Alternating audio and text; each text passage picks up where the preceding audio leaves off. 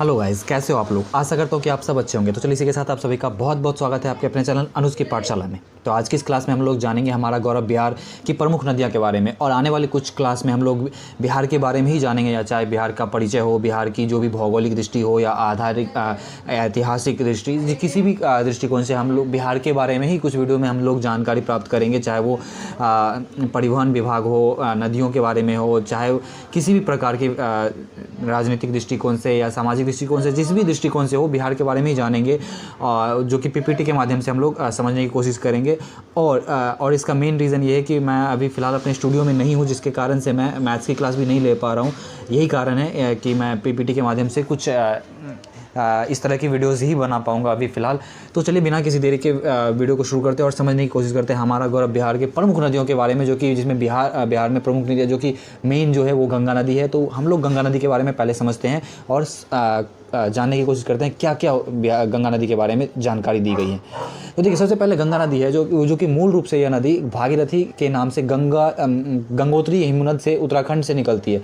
गंगोत्री हिमनद उत्तराखंड, जो कि उत्तराखंड से निकलती है देवप्रयाग, यानी उत्तराखंड को ही देवप्रयाग कहते हैं। में भागीरथी वो अलकनंदा, या कि भागीरथी और अलकनंदा जो है वहाँ की लोकल नदियाँ है। उस दोनों नदियों के संगम के बाद यह नदी जो है आगे चल करके आगे जब चलती है तो वो गंगा के नाम से प्रचलित हो जाती है, गंगा नाम से प्रवाहित होती है। ठीक है, कहाँ से निकलती है ये याद रखने वाले पॉइंट है। वैसे हम अभी केवल हम जानने की कोशिश कर रहे हैं, और वीडियो के लास्ट में हम लोग ये देखेंगे कि इसमें कौन कौन सी चीज़ें याद रखने योग्य है, उसको समझने की कोशिश करेंगे। तो यहाँ पे आप ये बस याद रखना कि गंगोत्री हिमनद से निकलती है, और देवप्रयाग यानी देवप्रयाग उत्तराखंड में भागीरथी व अलकनंदा के संगम के बाद ये गंगा के नाम से जानी जाती है। अब बात करते हैं बिहार में इस नदी की कुल लंबाई जो है वो 445 किलोमीटर है। बिहार में इस नदी की कुल लंबाई जो है कितनी है, 445 किलोमीटर है। ये भी याद रखना, वो बाद में हम लोग इस पर डिस्कस करेंगे वीडियो के लास्ट में।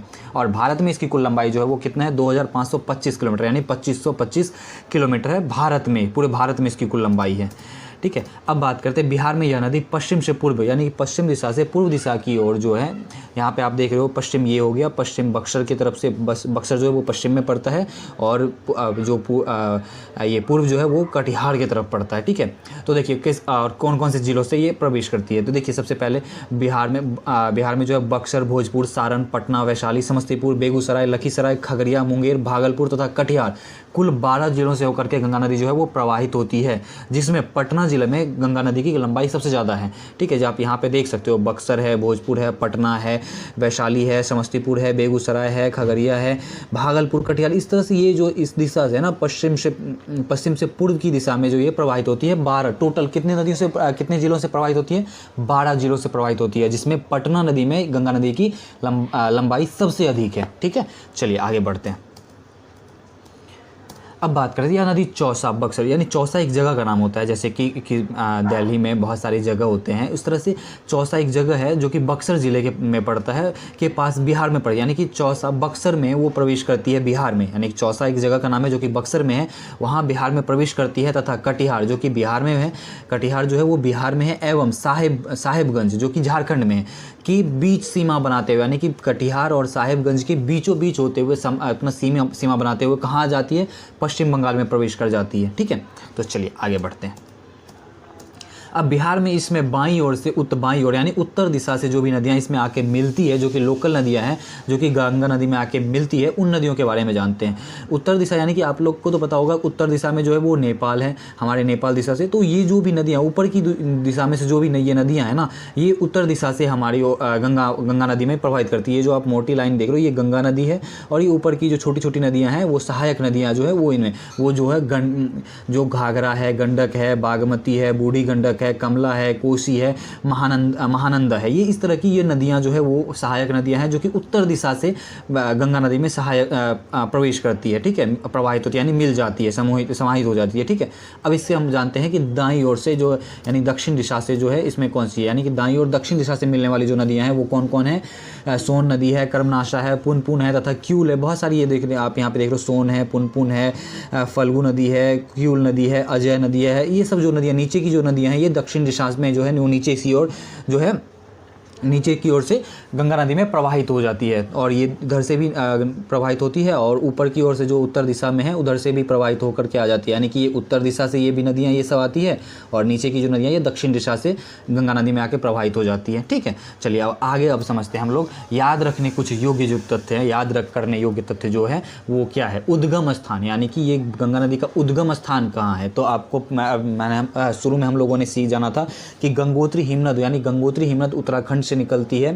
ठीक है, और देवप्रयाग यानी भागीरथी, देवप्रयाग यानी कि देवप्रयाग किसको कहते हैं, उत्तराखंड को ही कहते हैं देवप्रयाग, जो कि वहाँ पे लोकल नदियाँ जो भागीरथी है और अलकनंदा नदी है, ये दोनों लोकल नदियाँ आकर के गंगा में क्या होती है, संगम, एक साथ संगम होता है, और वहाँ से जो निकलती है ना, तो उसके बाद से उसका नाम क्या हो जाता है, गंगा नदी पड़ जाता है। तो आप कहाँ उद्गम स्थान कहाँ है, गंगोत्री हिमनद से निकलती है। ठीक है, अब उसके बाद कहते हैं बिहार में इसकी कुल लंबाई कितनी है।